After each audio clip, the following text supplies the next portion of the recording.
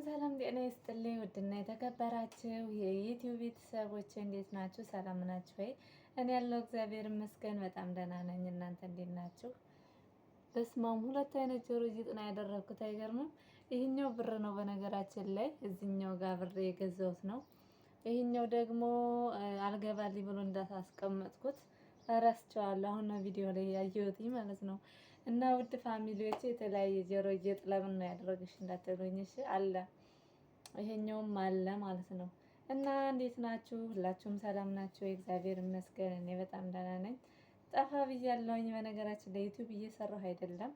ምንም ማድረግ አይቻልም። እመጣለሁኝ፣ እሰራለሁኝ።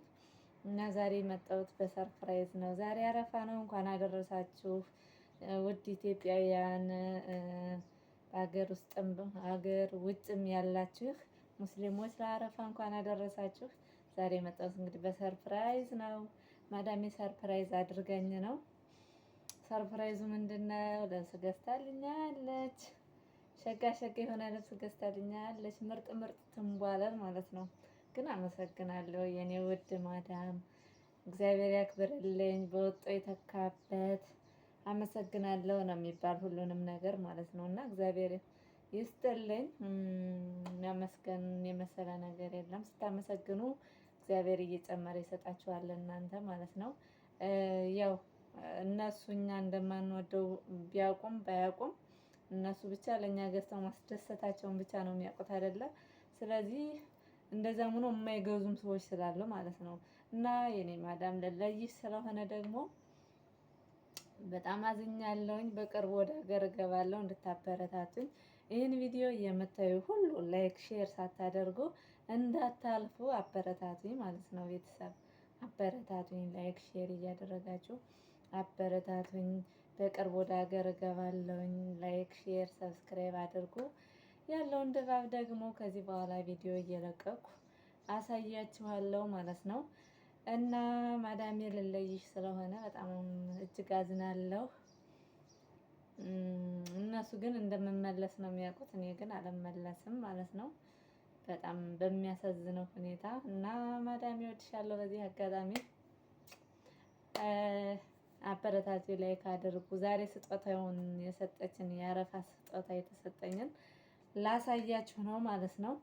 ምርጥ ምርጥ የሆነ ትንቧለል ለብሼ ደግሞ ታዩታላችሁ። ፎቶ ላይ አስቀምጠዋለሁ ማለት ነው። ምርጥ ምርጥ የሆነ ትንቧለል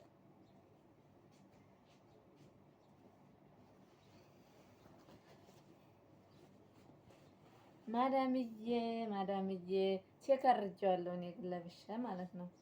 እኔ ለብሼ ቼክ አድርጌዋለሁ። ይኸው ይሄን የመሰለ ሻርፕ ገዝታልኛለች።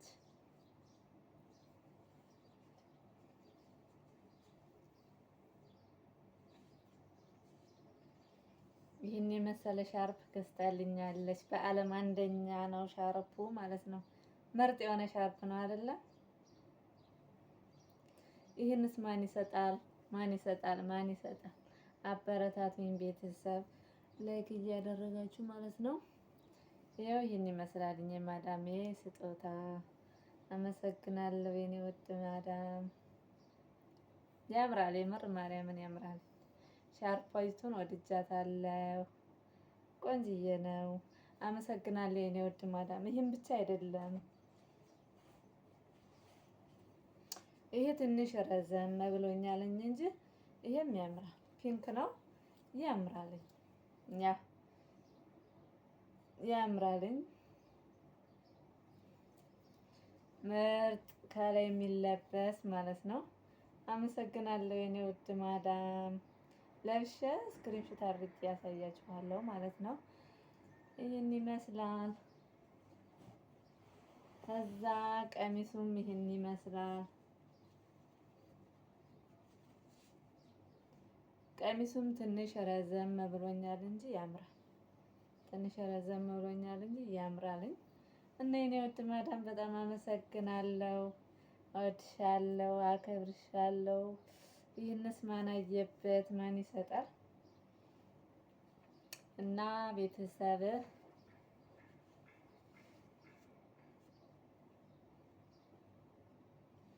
ይህን ይመስላል። ትንሽ ረዘም ነው ያለኝ። ይሄ ራሱ ምንም አይልም፣ እናመሰግናለን ማዳምዬ።